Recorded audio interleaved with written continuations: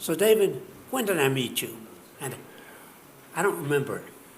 I mentioned to you, my earliest recollection is we were in an elevator. I think it was at a computer conference in San Francisco, maybe, with George DeVita, you and me, and George was saying, I think we should organize something about cryptography or something, and I don't know, but we were sort of neighbors, right? I mean, well, when you had that apartment building at the edge of Berkeley, yeah. So my first memory of you was one night, the night you introduced me to John Markoff. Oh. And he was investigating That's right, yeah, the question yeah. of, which is still with us, of whether the intelligence community was getting the billing records for the phones. Yeah. Which just struck me as the most wonderful idea. And my thoughts immediately turned to how they could do it in such a way that it would be deniable for everybody involved. Yeah, that's Center for Investigative Reporting. Yeah, he was really very early, and then he became kind of a, technology reporter for the Times for many years, and then he wrote the book titled Machines of Loving Grace. And so, my first substantive memory of you is that we took a long walk in 1978 in New York. We were at the National Computer Conference. Right. And we walked uptown, I don't know toward what objective, for 20 blocks or so. And I remember telling you my scheme for a digital traveler's check, which is you have a one-way function, and if you know the input that will produce the output that's, so to speak, written on the check. Yes. Now, that's my earliest awareness of your being enthusiastic about Let me give you credit. I think that I was inspired to work on electronic money because of that conversation. Okay. There's no question about it. The stuff I did is a little different, of course, that's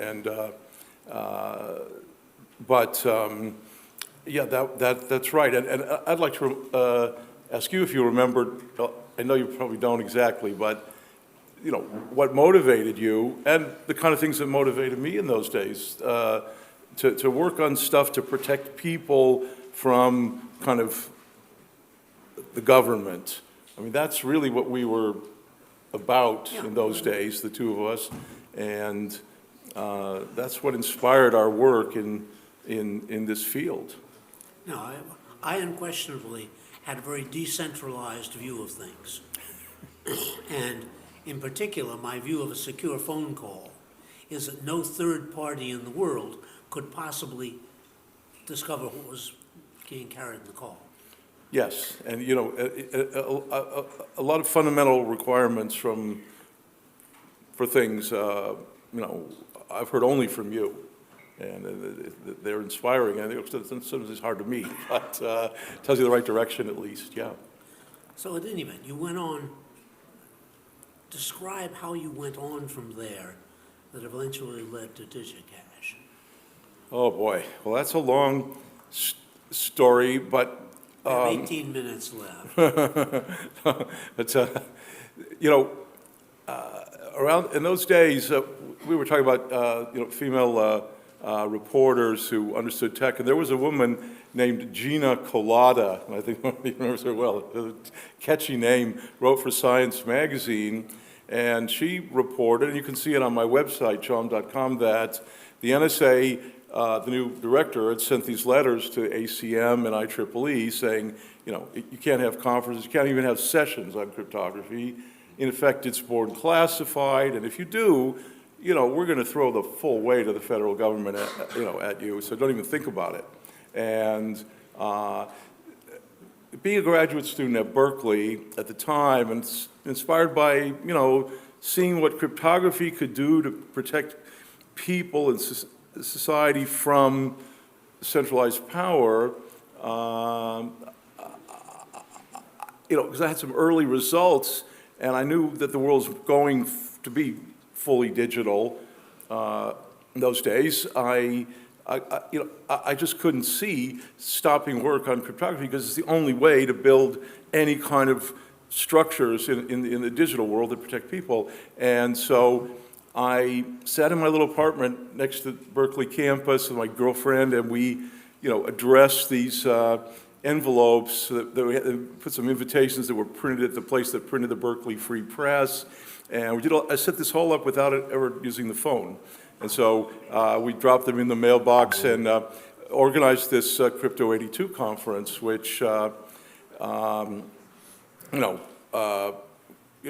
have put me in jail, but it didn't apparently. And the people in the front row all had the name badges saying that they were, whatever the name was, and that they lived in Laurel, Maryland, but they were here, as private individuals. And then when I said, well, lunch is at 12 and the bathrooms are over here and stuff, and I said, and your $75 in those days registration fee entitles you to, 1 year membership in the new International Association for Cryptologic Research, which you're all members of now, and we're going to be having our next event in Udine, Italy, and here Henry Becker's the program chairman, and that's going to be in 6 months. And, we're trying to get recognized by the United Nations. And so that's when all the people from Maryland turned green, and it was over. Because, so this is Some of them came to Udine. Oh, yeah, no, they benefited from this in terms of their exposure to global travel. But that really was, I think, really changed things, because the cat was out of there was no way to stop this, and this is very much related to, this whole event here, right? Because this is a triumph of science protecting itself against, various forces that try to impede it.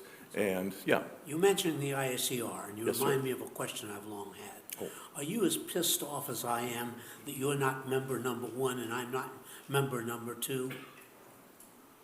Are there member numbers? Yes. Oh, no. Yes, I am, absolutely.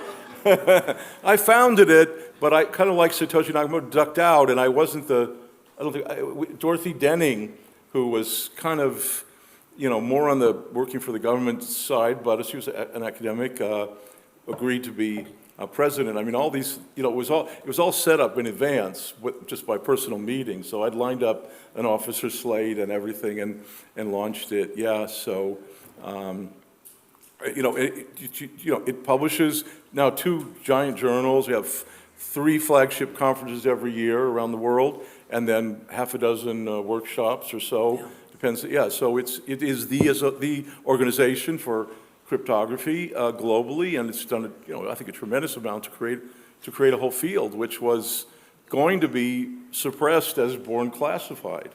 Well, it has, as far as I can tell, ISCR has dropped any revolutionary attitude it had. It mostly now, is interested in its status as a scientific society. Well,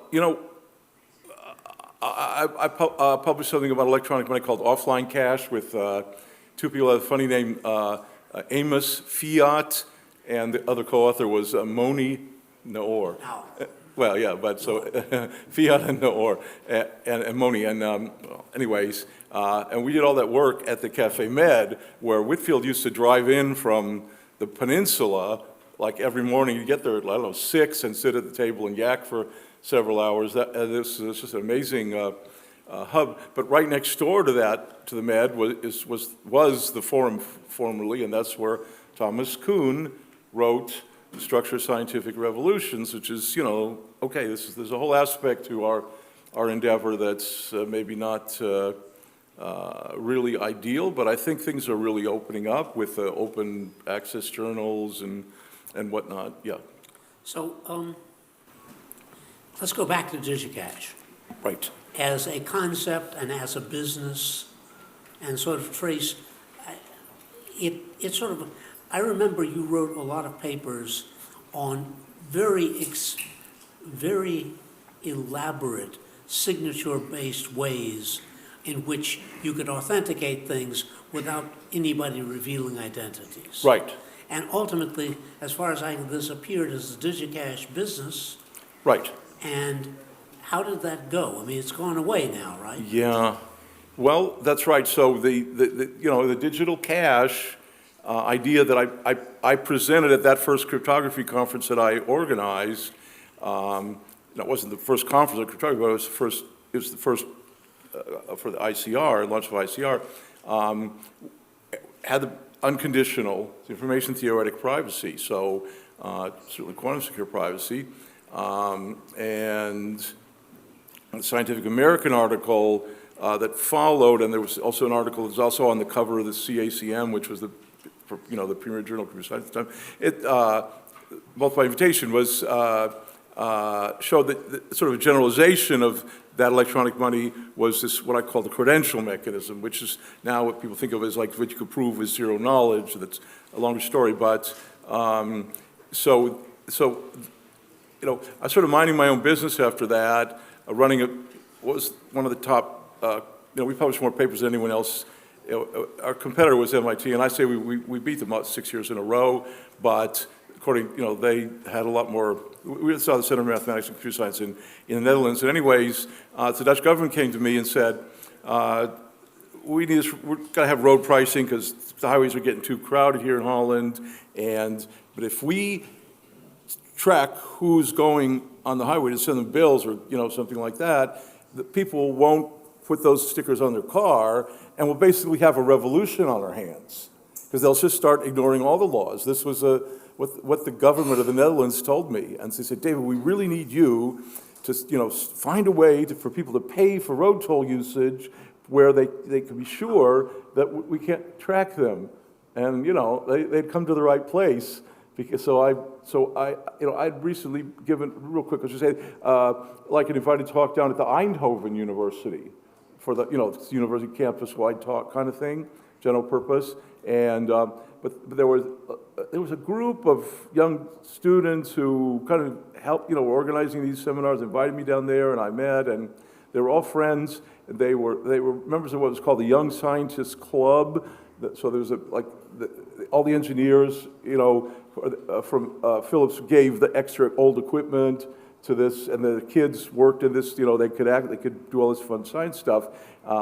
And so I told them, help me build a demo of this privacy-protecting highway speed road toll, 1 meter of road travel at 100 kilometers an hour, blind signature, digital cash payment, and we have only 10 days to build it, to compete, literally to prove to this consulting company that otherwise will get the contract to build this, that our system works.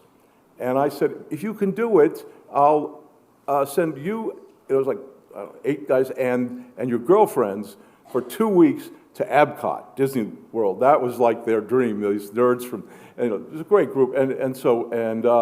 They turned their houses that they had lived in into like a lab. They worked 24/7, and we successfully did it. And so then I just went to the local bank. I said, hey, I got this contract from the government to build this stuff. They said, oh, you need money? Sure, no problem. So we just spun out a little company to do that. And then, at some point I decided to move over and run it. And then there was the first World Wide Web conference in CERN, and there were 2 keynotes, Tim and mine.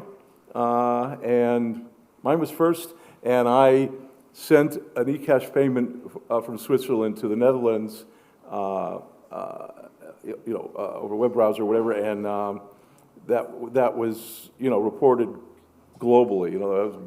That was all over the media. So the idea that a number could be worth money was quite revolutionary, and that's when it really got out. And it was my money, but it was also inspired by Whitfield's, signatures and his early work on a kind of traveler's check as one of the use cases. So you keep mentioning people's girlfriends. How's Ann Moose? She's great. She's become quite an accomplished author. Reintroduce me. Yeah, she's been great. Okay, so look, all this brings us up into the early 2000s. And suddenly we hit Bitcoin, which as far as I can see, upstaged all previous efforts at digital cash. And your interpretation is probably different. So, well, I mean, that's yeah. So on the other side of town, in the last few days, and today there is a conference called Satoshi Roundtable where I, go from time to time. And talked yesterday instead of watching my keynote. Well, I presented for the first time a solution to the problem of making Bitcoin quantum secure. And that without changing the code of Bitcoin, without a fork. And so it was very well, I mean, it's an informal event there with a similar sized audience, and I gave out copies of a paper. It's not usually like that, it's more like discussion type conference. But anyways, people really liked it, and so this is now public, so it's as a kind of quantum secure signature overlay on Bitcoin, which pretty much solves the problem very effectively without having to wait the 7 years it might take to, get people in the Bitcoin community to all agree to change the code, which famously, really gets really ugly. So, a lot of the people involved in Bitcoin were at my company. My company had the whole top floor of a whole science center. I had people that were working on their own projects to develop their own kinds of electronic money. So there you see those people in the community today, and Nick Szabo, for example, and then my dissertation at Berkeley was a blockchain in '82. Also, I think it was put in the library in '83. Like 3 copies, and you can still go there and see the little checkout stickers they put on, on the books there that, when it was checked out, for how long, and so forth. And a lot of people were checking it out because it wasn't available through dissertation abstracts. It was a blockchain. It was all the code for a blockchain written in a high-level language. So I was just remarking, I called it a specification so that so that it would qualify as a dissertation, as opposed, you couldn't just publish code in those days. So, so people saw what I had done there, which was a majority-controlled networks of blockchain. So there's recently some articles about articles that show that basically I had all the elements of blockchain in there, all the different blockchains around, except the proof of work thing, which was due to the recent winner of the Japan prize. So, yeah.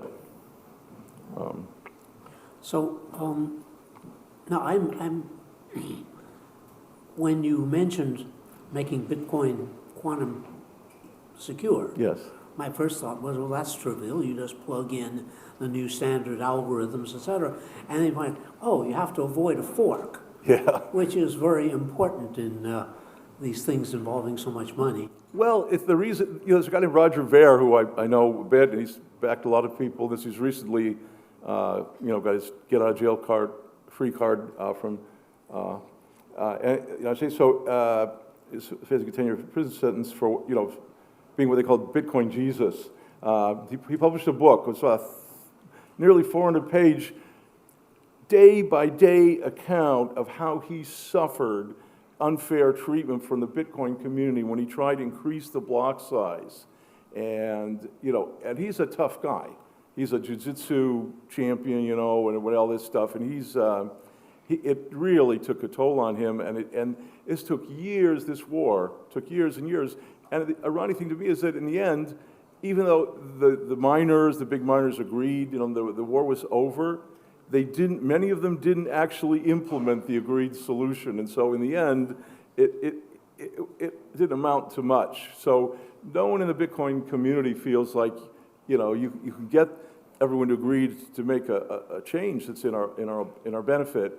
I see a countdown, and I'd like to just mention one thing. Absolutely. In the closing minute, and that is, to me, one of, we're now at, AI is something that could help us govern ourselves, and a technology that came out of academic research for which I received a prize, which is the ACM most influential paper over the last 30 years prize in theoretical computer science.